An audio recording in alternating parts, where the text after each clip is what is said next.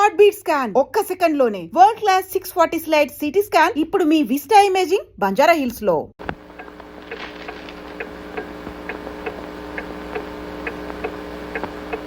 ఇంకా రాలేదా? ఇంకా రాలేదు. సామాన్లు పెట్టడం కొంచెం ఆలస్యం చేద్దామా? అన్నీ పెట్టేసని. దొరగారు ఎక్కడ? దొరగారు ఎవరు? అదే సూర్యం ఎక్కడ? ఇంకా వచ్చేస్తుంటాడు మామగారు. వెనకేసుకొస్తున్నావా? మరో 3 నిమిషాలు చూస్తాను.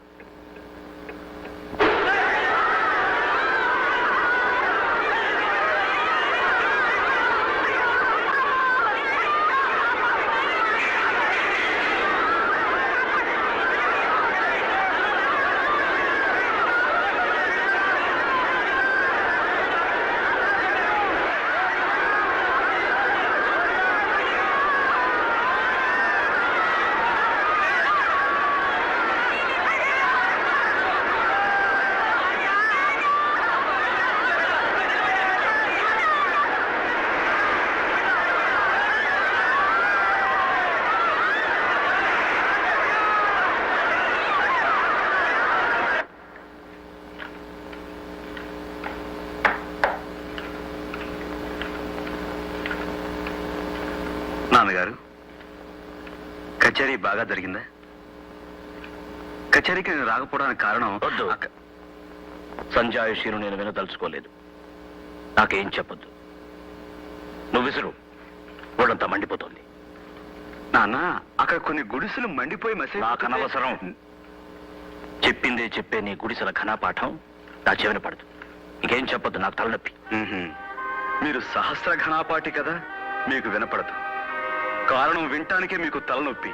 కారణం చెప్పకపోతే నాకు తలే పగిలిపోతుంది. వినేవాళ్ళు వింటే చాలు. వదినా, నీకైనా వినపడుతున్నా లేదా? ఇన్ని సంవత్సరాలుగా ఒక్కసారి తప్పకుండా నేను కచేరీకి వెళ్తున్నానా లేదా? ఈసారి వెళ్ళకపోవడానికి కారణం ఉంటుందా ఉండదా? అది వినాలా అక్కర్లేదా? ఊరి చివర పూడి గుడిసెలకి అసలు గుడిసెలే ఉంటాయన్న విషయాన్ని చూడగానే సాయం చేయడం నా ధర్మం అనిపించింది. చేశాను. తప్ప కళ్ళ ముందు కాలిపోతున్న జీవితాలను చూస్తూ పాట పాడేందుకు మనసులా వస్తుంది వదినా. 10 మంది మనుషులు హర్షించే పని చేస్తే ఆ దేవుడు కూడా హర్షిస్తారంటారే, మరి ఈయన నువ్వు చెప్పొదినా, అసలు నేను చేసిన తప్పేమిటి? సరే, తప్పైనా ఒప్పైనా జరిగిందేదో జరిగిపోయింది. భోజనాలు పెడతాను, రండి కూర్చోండి.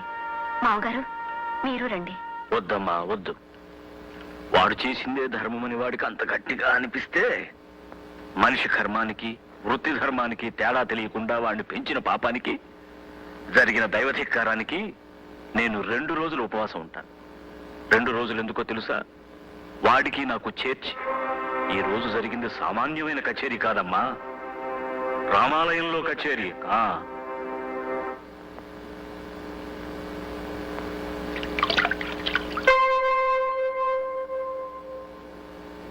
వదినా, నాకు అన్నం వడ్డించు. నాన్నగారు భోజనానికి రా. నేను భోజనం చేస్తాను వదినా. నాకు వడ్డించవా? నేనేం తప్పు చేశానని ఉపవాసం ఉండాలి? పొరుగు వారికి సాయపడటం కూడా తప్ప? చీమ వెంట వెయ్యి చీమలు పడతాయి, కాకి తెస్తే 100 కాకులు కొడతాయి. జ్ఞానం ఉన్న మనిషి మాత్రం కళ్ళు మూసుకుని భక్తి పాటలు పాడాలా? ఏ దేవుడు చెప్పిన ఉపదేశం ఇది? ముఖ్యంగా మన దేశంలో కావాల్సింది గాన కచేరీలు కాదొదినా, జ్ఞాన కచేరీలు. తప్పు చేస్తే తండ్రి మందలిస్తాడని భయపడే కొడుకే మంచి చేస్తే వెను తడతాడని ఆశపడతాడుగా.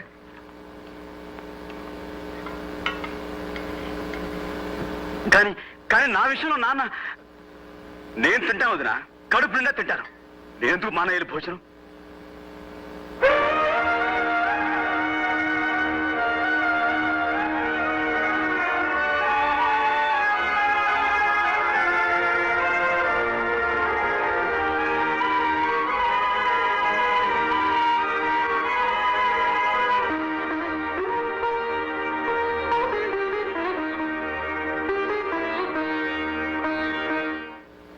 పెద్ద ఆయనకు ఒక్క మాట అంటే రక్తపోటు పెరిగిపోతుంది. స్నానం అయిందా? ఎదిగిన పిల్లలు ఉన్నారంటే బుద్ధి తెలిసి పెద్దవాళ్ళ మనసు నొప్పించకుండా మెలగాలి.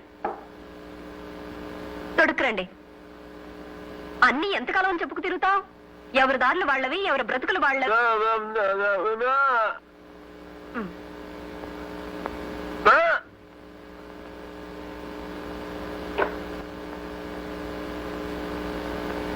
పంచి కావాలా? అతని సంగతి మీరు కూడా పట్టించుకోకుండా ఇలా కుదుమరాయిలా నించుంటారేమిటండి?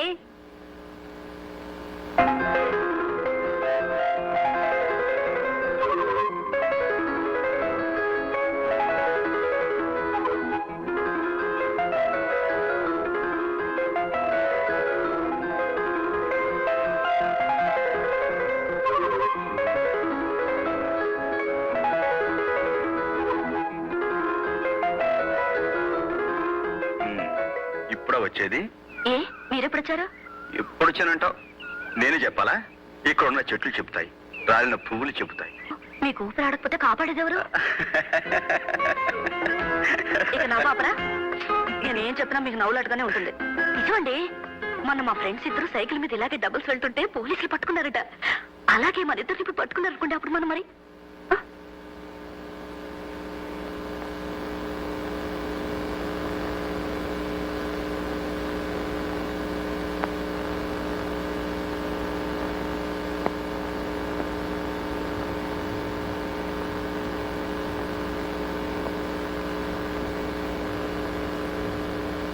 నాన్నగారు, ఈ అమ్మాయి లలితని.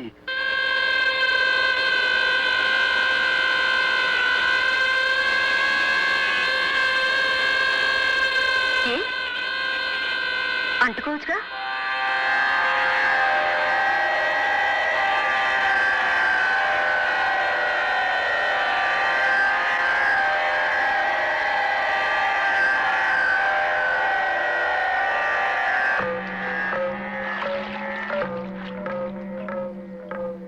ఎలాంటి ఇల్లుది చూడు గాయత్రి. పూజ గదిలో మీ అత్తయ్యకి ఒక చోటు ఇవ్వకపోయినా ఈ నట్టింట్లో ఈ ఉయ్యాలనే పూజ సింహాసనం చేసి ప్రతిరోజు ఆరాధిస్తున్నా. ఒక వరలక్ష్మి వ్రతం రోజు సాక్షాత్తు లక్ష్మీదేవిలా అలంకరించుకుని పూజ కార్యక్రమం ముగించి నా కాళ్లకు నమస్కరించి ఉపవాసం అలసటలో ఉయ్యాల్లో విశ్రమించింది నా భవాని. ఊగుతున్న ఉయ్యాల ఆగిపోయింది, నా భవాని శ్వాస కూడా ఆగిపోయింది. ఆమె ఆదర్శాల మేరకు నేను నా ధర్మానికి కట్టుబడి అగ్నిహోత్రుడిలా బతుకుతున్నాను.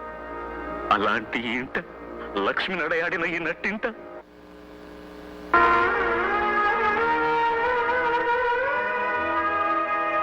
ఏమయ్యా సూర్య, ఇలాంటి పని చేసావు? ఏమిటొదినా? లలిత ఒక హరిజన్ అమ్మాయని నాతో చెప్పలేదే. ఆ విషయం నా దగ్గర ఎందుకు దాచావయ్యా? ఇందులో దాచేదే ఉందినా? అదొక పెద్ద విషయంగా తీసుకోలేదు నేను. ఆ అమ్మాయి అందంగా ఉంటుంది, పైగా మంచిది. అందుకే ప్రేమించడం తప్పు కాదనుకున్నాను. అంతే. అంతేనా? ఎవరికైనా అంతే కావచ్చయ్యా, కానీ బిలహరి గణపతి శాస్త్రి గారి సంతానానికి అది అంతే కాదు, అంతులేనంత. అంటే అంటే ఇప్పుడు ఏమంటావు వదినా? నీ విషయంలో ఆ పిల్ల హరిజనుల పిల్లని తెలియక నిన్ను ప్రోత్సహించడం తప్పైతే అందుకు నన్ను క్షమించు. ఈ ఇంట్లో పెళ్లి కావలసిన తులసి మొక్క లాంటి చెల్లెలుంది. సంప్రదాయ చందనవనంలో పండిపోయిన మహావృక్షం లాంటి మీ నాన్నగారు ఉన్నారు. అలాంటి ఇంట్లో అప్రియమైనవి ఏం జరిగినా అప్పుడు నా ధర్మం. చూడు బాబు, నేను ఇంటికి పెద్ద కోళ్ళు మాత్రమే కాదు, తల్లి తర్వాత తల్లిని. బాబు సూర్యం, నన్ను క్షమించు. ఈ విషయం ఇంకేం మాట్లాడకు.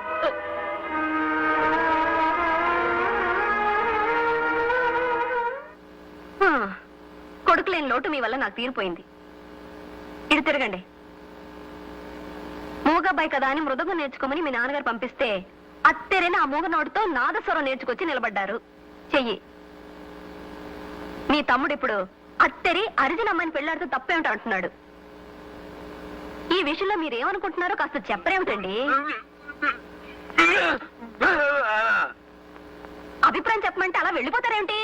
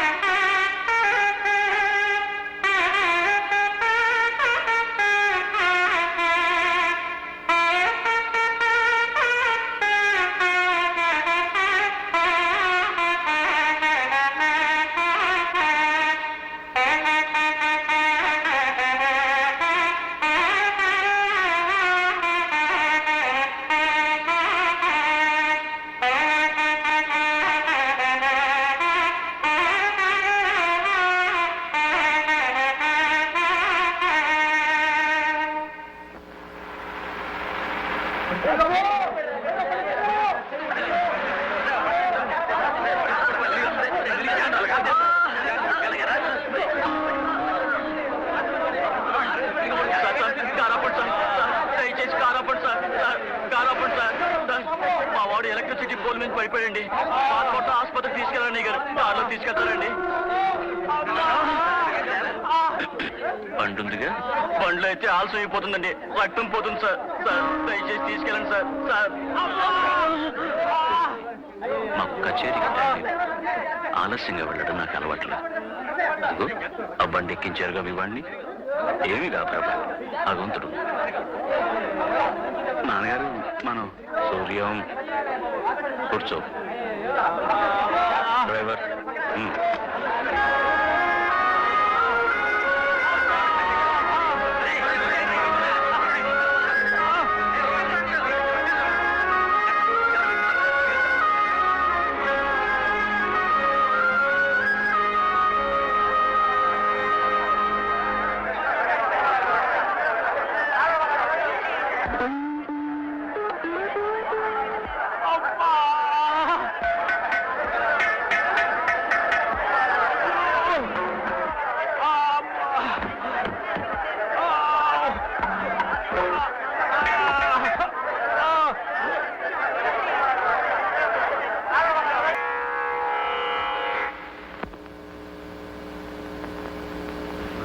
భవానీ, నీ కొడుకు గురువును మించిపోయాడు.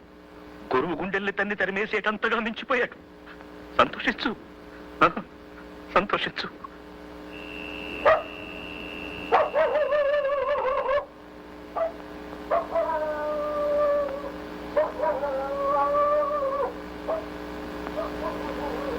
ఏమండి, సాయంత్రం పోల్ మీద నుంచి కింద పడిపోయాడే, ఆ లైన్ మ్యాన్ ఎలా ఉన్నాడు?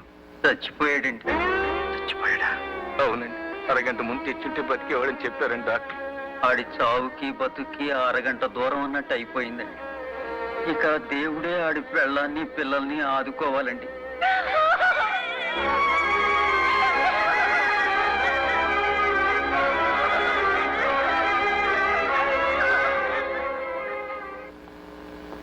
ఆదిత్య హృదయం పుణ్యం సర్వశత్రు వినాశనం జయావహం జపే నిత్యమక్షయం పరమం శివం.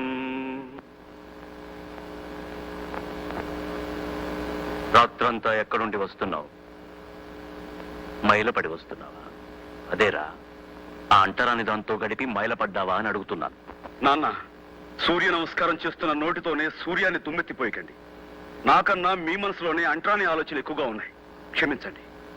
నేను ఎక్కడికి వెళ్ళానో మీరు ఊహించలేరు కూడా.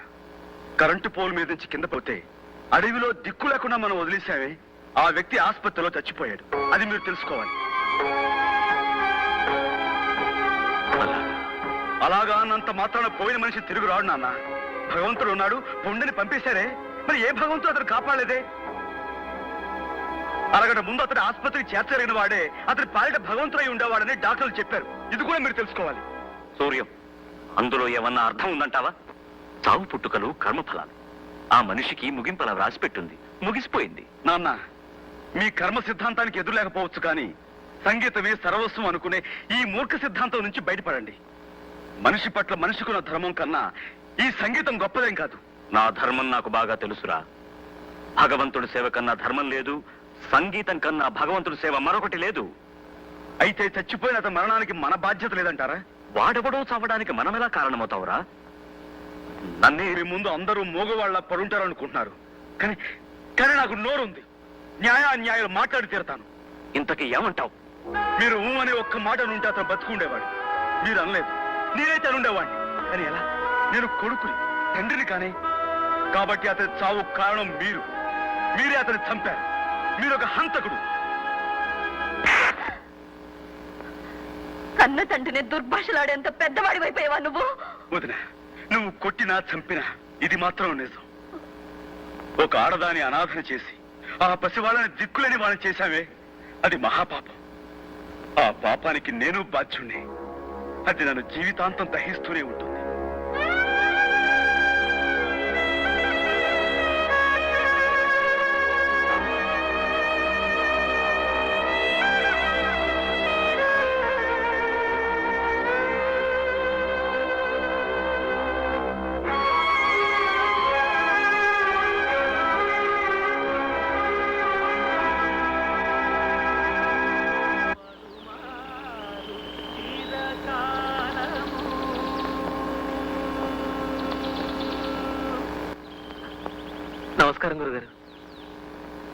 పాడిన రాగం ఏమిటో తెలుసా బాబు? వినికిడి జ్ఞానమే తప్ప విజ్ఞానం లేనివాణ్ణి. నాకు ఆ రాగం పేరు తెలియదు గురుగారు. మొహం చూస్తే బ్రాహ్మణులా ఉన్నావు. బ్రాహ్మడివేనా? అవును గురుగారు, తల్లావజ్జల వారి అబ్బాయిని, కాశ్యపస గోత్రం. మరి జంధ్యం వేసుకోలేదే? ఇంకా ఉపనయనం కాలేదు. చిన్నప్పుడే మా నాన్నగారు చనిపోయారు. బ్రహ్మోపదేశం చేసి జంధ్యం వేసే దిక్కులేని వాణ్ణి.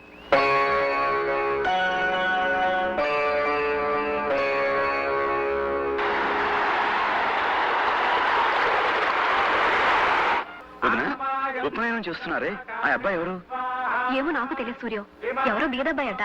ఉదయాన్నే ఇంటికి తీసుకొచ్చి గబగబా బ్రహ్మోపదేశానికి ఏర్పాట్లు చేయించారు. ధూమ్ ధామని గొప్పగా చేస్తున్నారే, అబ్బాయి పేరు?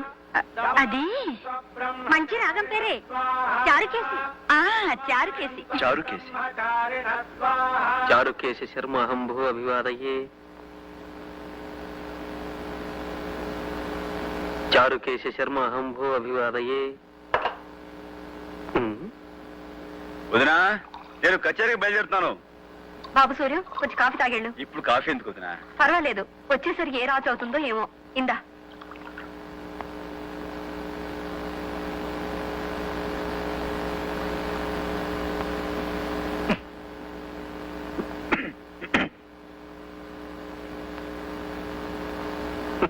చారుకేశ, చారుకేశ, అంత సిద్ధమేనా? అన్నీ సిద్ధం గురుగారు. కారు వచ్చిందా? వచ్చింది నాన్నగారు. చారుకేశ, కారు వచ్చిందా? వచ్చింది గురుగారు. మా గాయత్రి, నేను వెళ్ళొస్తా. నాన్నగారు, ఈ రోజు కచేరీ త్యాగయ్య హాల్లో. అది చారుకేశకు తెలుసు. చారుకేశ, ఇది కారులో పెట్టు. సరే గురుగారు. అంటే నేను కచేరీకి రావటం లేదా నాన్న? నీకెందుకు నాన్న ఆశ్రమ? నీకు చాలా పనులున్నాయి. చాలా మంది ఏడుస్తున్న వాళ్ళు, చస్తున్న వాళ్ళు ఉన్నారు. వాళ్ళందరికీ ఊడిగం చేయడం నీ ధర్మం. అదంతా చాలనట్టు నీకు ఈ శ్రమ కూడా ఇవ్వడం నాకు ఇష్టం లేదు నాన్న. చారుకేశ, గురుగారు, తంబురా ఇంకా కారులో పెట్టలేదా? ఇదిగో తీసుకెళ్తున్నాను గురుగారు. అంటే నా స్థానంలో చారుకేశుడు ఉంటాడా? అదెలా ఉంటాడురా? చారుకేశ నా కొడుకు కాదే. నా సంగీతాన్ని అనుసరించి నా తరువాత కూడా దాన్ని బ్రతికించే విధేయుడు. నేను పోతే తద్దినం పెట్టే హక్కు మాత్రం నీదే. అది చారుకేశది కాదు. నాన్న, మీ సంగీతానికి వారసుని నేను కానా? అదెలా అవుతావురా? నువ్వు ప్రేమించే జీవకళల ముందు ఈ బెలహరి గణపతి శాస్త్రి సాధించింది ఏమీ లేదురా. నీ దృష్టిలో నా సంగీతమే నిర్జీవమైంది. అబ్బే, నా ఉద్దేశం అది కాదు నాన్నగారు. నాన్నగారు, మీరు సాధించిన ఘనతను కాదనేటంతటి మూర్ఖును కాదు. గురుగారు, క్షమించండి, టైం అయింది. మనం ఇక బయలుదేరదామా? అయ్యా చారుకేశ, ఒక్క నిమిషం. నాన్నగారు, మీ పట్ల, మీ సంగీతం పట్ల నాకున్న గౌరవం మీకు తెలీదు. అమ్మ పాడిన జోలపాట కన్నా ముందు మీ సుప్రభాత గీతం విన్నాను. మొట్టమొదటి సంగీతం విన్నదే మీ నోటమ్మట. నాన్నగారు, ఇప్పటికీ మీరు తిట్టినా అది సంగీతంలా వినిపిస్తుందో నా చెవులకి. నాన్న, నేను మీ కొడుకును మాత్రమే కాదు, మీ శిష్యుణ్ణి, మీకు పెద్ద అభిమాని కూడా.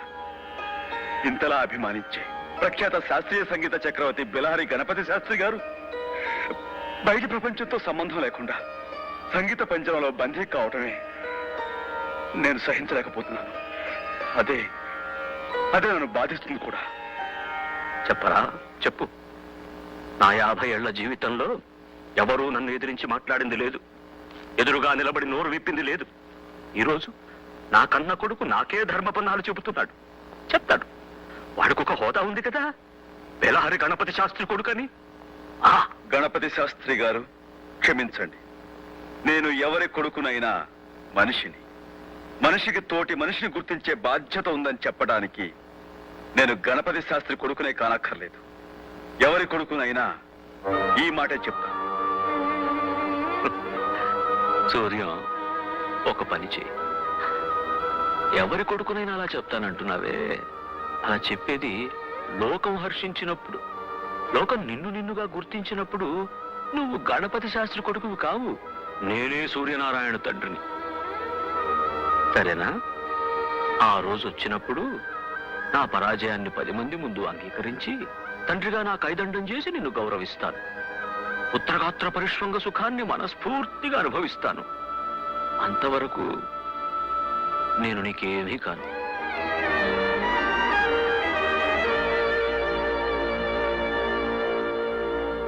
అమ్మా ఆకలి.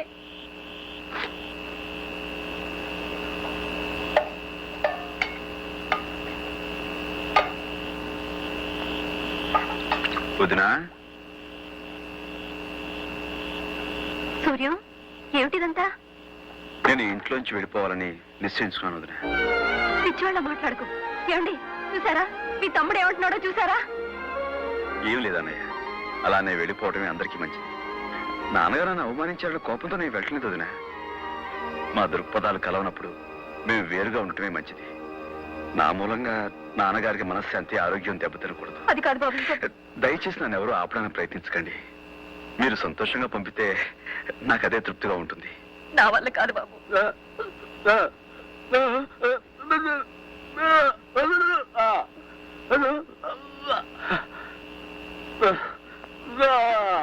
ఏమండి, ఏమిటండి?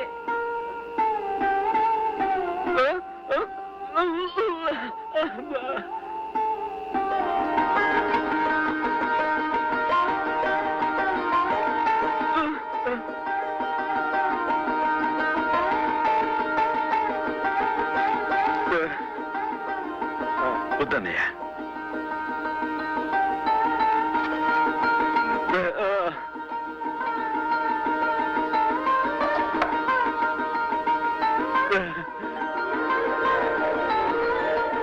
అన్నయ్య, నీ నాదస్వరంలో నా కోసం ఒక్క రాగం లేదా?